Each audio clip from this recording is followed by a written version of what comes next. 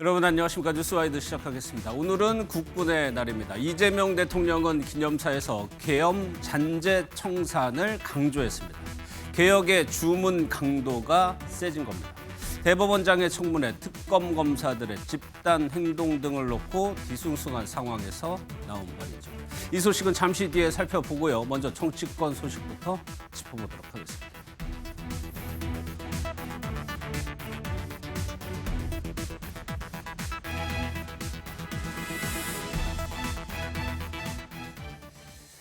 네 분과 시작하겠습니다. 박원석 전 국회의원, 강성필 더불어민주당 부대변인, 정광재 전 국민의힘 대변인, 윤주진 국민의힘 미디어특위위원 나오셨습니다. 어서 오십시오. 네, 안녕하세요. 방송통신위원회가 어제부로 이제 역사 속으로 사라졌죠. 이진숙 전 위원장이 어제 퇴근길에 대해서도 거친 말을 쏟아냈고 오늘은 헌재로 달려갔습니다. 그 영상부터 보겠습니다.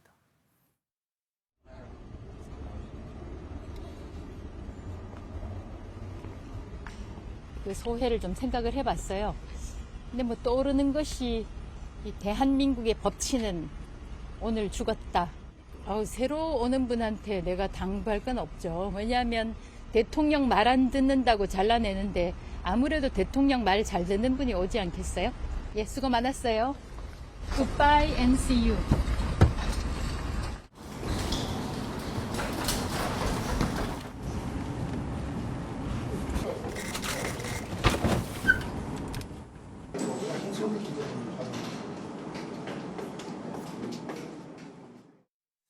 방통위원장에 있을 때는 뭐 이례적인 행보를 보였죠. 마지막까지도 정치적인 언어를 쏟아냈습니다. 박 의원, 이제 뭐 정치인의 행보로 봐야 될까요? 그렇게 봐야 되겠죠. 예. 오늘 뭐 헌재 헌법소원을 청구하고 법원에 가처분 신청을 낸 것도 예.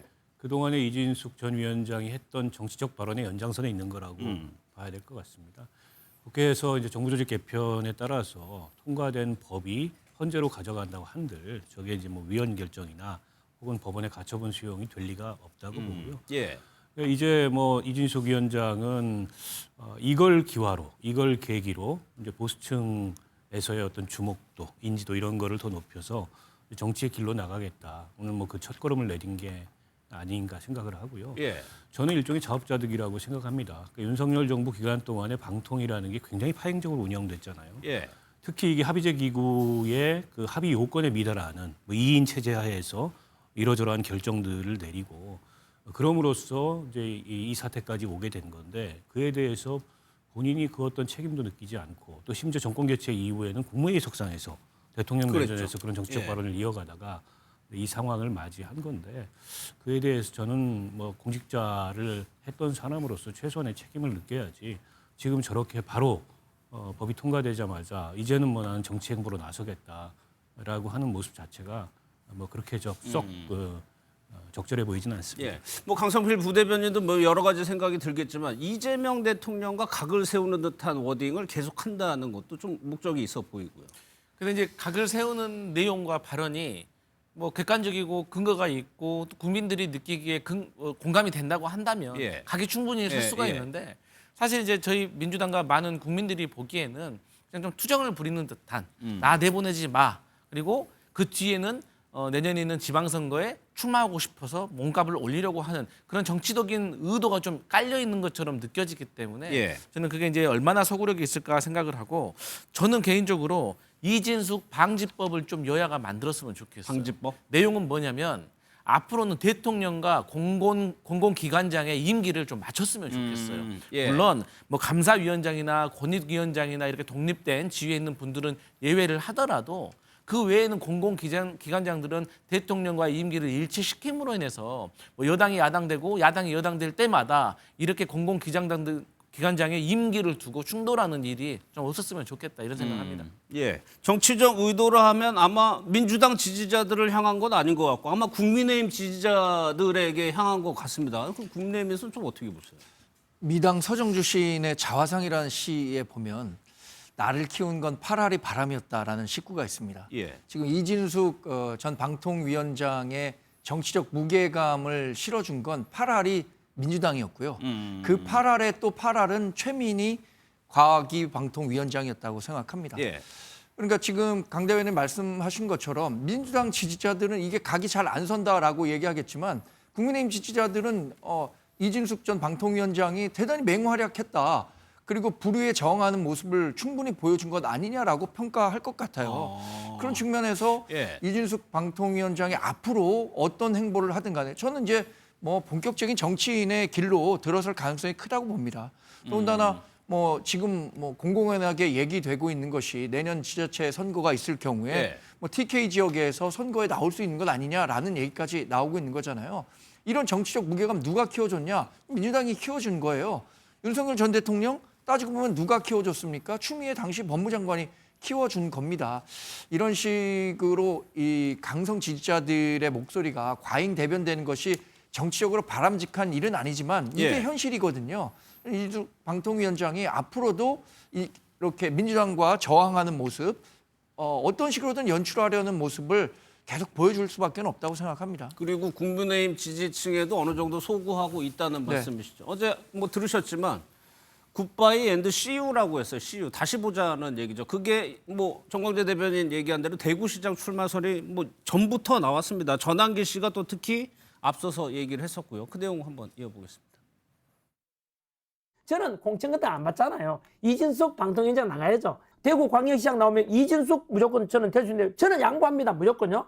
예. 저는 뭐 그럴 만한 솔직히 능력도 안 되지만 설령 공천 받는다 하더라도 저는 양보하고요. 지금 지방선거 이런 말이 나오는 것은 제 임기를 채우면 제가 지방선거 나갈 수가 없는 상황입니다. 들으신 것처럼 임기를 못 채웠기 때문에 나갈 수 있는 상황은 된 겁니다. 그러면 윤 의원님, 대구시장, 국민의힘에서 대구시장이라는 자리가 사실상 본선보다는 예선에서 사실상 결정나는 자리 아니에요? 그렇습니다. 특히 또 당원과 지지층의 여론이 매우 중요한 경선이기 때문에 예. 아무리 생각을 해봐도 이진숙 위원장에게는 상당히 좀 좋은 기회가 될 것은 분명합니다.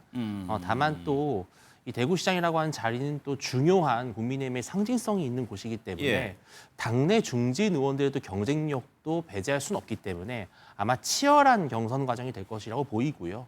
또한 사실은 이진숙 위원장이 만약에 대구시장을 출마하게 되면은 이 일련의 과정들, 그러니까 방통위원장에서 쫓겨나고 축출당하고 이렇게 야인이 된 이러한 과정에서 본인이 보여줬던 여러 가지 행보와 메시지의 진정성이 조금 떨어질 수가 있습니다. 결국 그러한 상황들을 본인의 개인적인 정치적 영달을 위해서 활용하는 것이 아니냐, 또 이런 여론이 있다면 또 당원과 지지층이 또 새로운 판단을 할 수도 있는 것이거든요. 예. 이건 앞으로 좀 지켜봐야 될 문제인데요.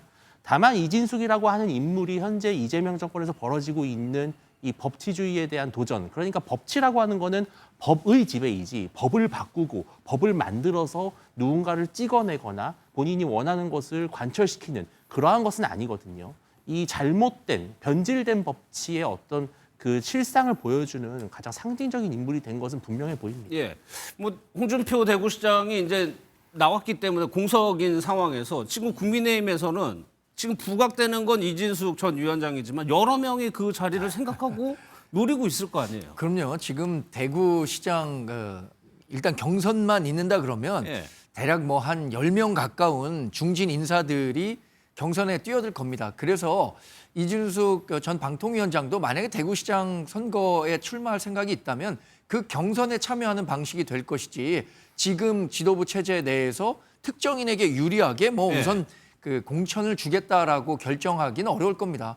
예를 들어서 지금 대구에서 다선 의원들이 많이 있잖아요. 많죠. 뭐 윤재옥 전 원내대표라든가 뭐 추경호 의원이라든가 이런 분들도 결국에는 대구에서 오랫동안 정치를 했고 대구시장에 도전하겠다는 뜻을 직간접적으로 주변에는 밝힌 것으로 알고 있거든요. 그리고 우리 당이 나가기만 하면 당선되는 지역인데 그 경선이 없이 나간다고 한다면 그 후보들이 용인하겠습니까? 반발이 함께 크겠죠. 뛰었던 후보들이. 그러니까 그 경선을 치르게 될 텐데 그 경선 과정에서 이진숙 전 방통위원장이 그러면 지금 민주당으로 핍박받은 정치적 자산을 바탕으로 해서 그 경선을 이길 수 있는가? 예. 이것이 관건이 되겠죠. 예. 그 만약에 그런 상황을 가정해 보면 구도거든요. 그러면 국민의힘 지지자들이 전당대회 거쳤습니다.